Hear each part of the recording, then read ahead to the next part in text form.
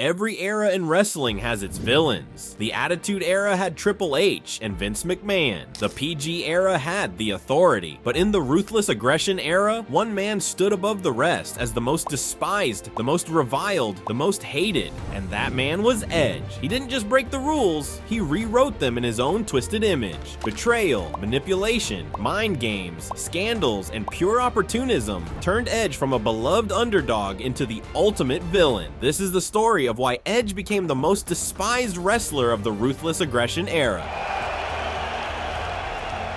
Before Edge became the rated-R superstar, he was part of one of the most successful tag teams in WWE history, Edge and Christian. They were known for their charisma, their high-risk ladder matches, and their ability to entertain the crowd with their goofy antics. But as the years went on, Edge grew hungry for something more. He wanted the spotlight, he wanted the championship, and he was willing to do whatever it took to get there. And that's when the cracks began to show. The funny, lovable tag team star slowly started turning into someone more sinister, more selfish. He became an opportunist, someone who wasn't afraid to take shortcuts, and that's exactly what he did. Good point, King. You're right about that.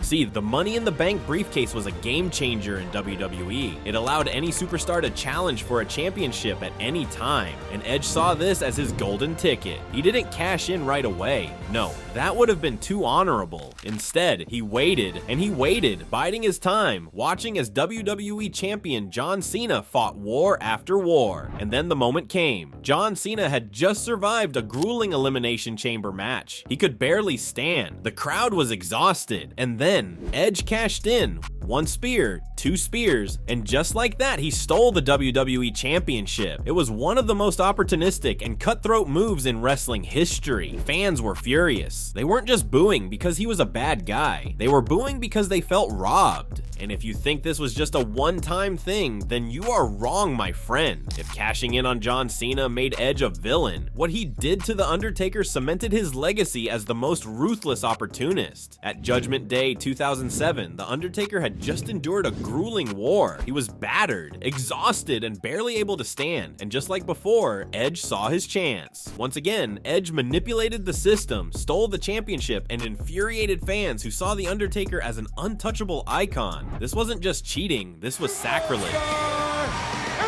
I am absolutely sick! Edge didn't just cheat in matches, he manipulated his way into power. By entering a romantic relationship with SmackDown General Manager Vickie Guerrero, Edge ensured that he would always have an advantage. She handed him title shots, banned his opponents, and made sure he stayed on top. One of the most infuriating moments came when Vickie helped Edge defeat The Undertaker in a TLC match at One Night Stand 2008, forcing the dead man to leave WWE. And the crowd just went mad. They weren't just booing, they were screaming in anger. And go on comes into play. Now, the next controversy that I'm about to tell you deserves to be the greatest scandal of all time in WWE. This scandal really sent the heat against Edge to the next level. Yes, I'm talking about the Edge and Lita's scandal. It was a real-life drama that played out in front of millions. If there's one thing that fueled Edge's heel persona more than anything else, it was his relationship with Lita, the betrayal of Matt Hardy, the real-life scandal that spilled into WWE storylines. It was the kind of controversy that made Edge the most despised man in wrestling. When news broke that Edge and Lita were together in real life, at the expense of Matt Hardy, it felt like the ultimate betrayal, and WWE, never one to shy away from controversy, turned it into a storyline. You see, I saw your promo last week, Matt, and I think it was pathetic. Fans weren't just booing the character, they were booing the man, and Edge loved it. He fed off the hatred, pushed boundaries further, and gave us the most infamous segment in WWE history, the controversial in-ring love-making celebration. That night, he turned his villainy into an art form, and it didn't stop there. He'd come out every week and wild out on Raw roster by showing some of his most disgusting makeout sessions with Lita. Well, Lita's always happy. She's just a happy kind of girl. Look. Now, let's talk about an incident that is truly one of a kind in WWE. We all know that Edge and Cena are some of the biggest rivals of all time. His war with John Cena defined an entire era. He tormented Cena at every turn, costing him titles, invading his childhood home to taunt his father, and even attacking his family. Edge became the ultimate thorn in Cena's side, a villain so hated that even kids wanted to see him destroyed. Their battles were personal, their promos were intense, and every time it seemed like Edge would get his retribution, he found a way to cheat his way out of it. It was infuriating, but it was also brilliant. But Edge took things way too far when he targeted John Cena's family. In one of the most infamous moments of their rivalry, Edge actually went to Cena's home in Massachusetts, barged into his family's house, and humiliated Cena's parents on live television. It was personal, it was disgusting, and it made fans hate Edge even more. Then Edge crossed another line. He attacked Cena's father, slapping him across the face. This wasn't just wrestling anymore. This was personal, and the fans were ready to see Edge get destroyed.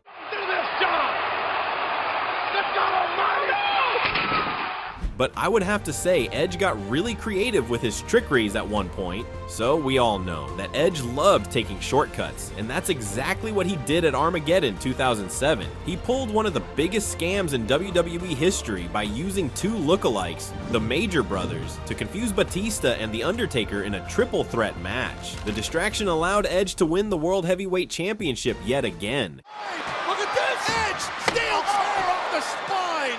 No display. And then there was his constant use of fake retirements and sneaky returns. In 2008, after getting injured, Edge made a shocking return at Survivor Series by disguising himself as Jeff Hardy's replacement and stealing the WWE Championship. Fans couldn't believe it. Every time they thought they were rid of him, he came back even worse. The ultimate opportunist strikes again! Edge wasn't just a villain to his rivals, he was a menace to WWE's legends. In 2006, he faced Ric Flair in a brutal TLC match, forcing the 57-year-old legend to endure steel chair shots, ladder falls, and excessive blood loss. Flair was already past his prime, but that didn't stop Edge from destroying him without mercy. But if that wasn't enough, Edge then targeted another hardcore legend, Mick Foley. At WrestleMania 22, Edge did the unthinkable. In a hardcore match against Foley, he speared him through a flaming table, leaving Foley burnt, battered, and humiliated. After this, the fans had just one feeling for Edge in their hearts: hate. We're going down. I don't think it gets any more hardcore than what we just witnessed.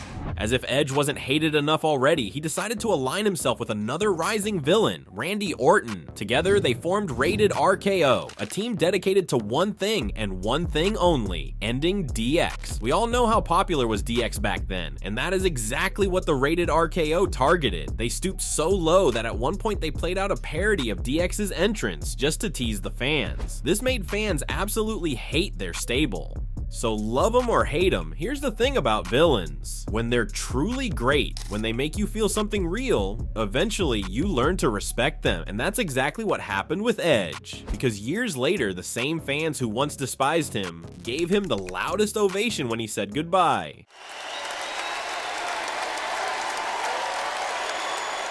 And when he came back after 9 years, the same people who once hated him, they were the ones cheering the loudest. Do you remember just how much you hated Edge back then? Let us know your favorite or most hated Edge moment in the comments below. And don't forget to like, share, and subscribe for more WWE content only on Smackverse.